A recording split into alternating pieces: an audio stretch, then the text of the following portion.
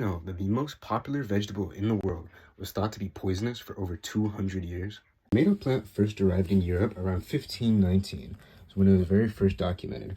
However, it originated in South America. When the tomato was first brought over, it was actually grown just as an ornamental because people thought it looked beautiful. Where tomatoes are native from in South America, the Aztecs had eaten them for hundreds of years. However, once they were brought to Europe, there are only a few nightshades that grow native in Europe, and those are black nightshade and deadly nightshade, both of which you cannot consume.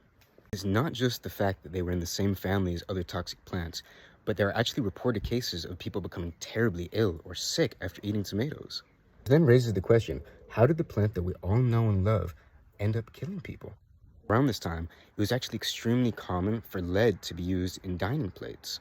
It's not just the fact that they're in the same family as other poisonous species, but they also have such a high level of acidity that when lead plates were commonly used in the time for eating, the acidity of the tomato would cause the lead to leach out and actually poison the person eating it.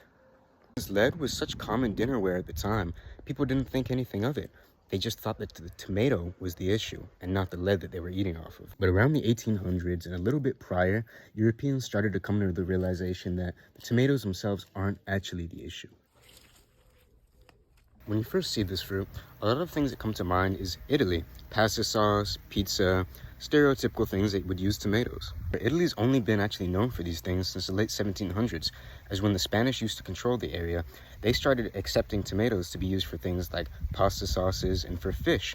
And they then, during the Spanish trade, would spread these dishes to places like the Caribbean and the Philippines. For America, around 1820, a colonel from New Jersey famously sat on the front of some courthouse steps and ate an entire bucket of tomatoes just to prove that they weren't poisonous. And by about halfway through the 1800s, it finally became accepted as a culinary staple in cuisine across the world. And that's how we ended up where we are today.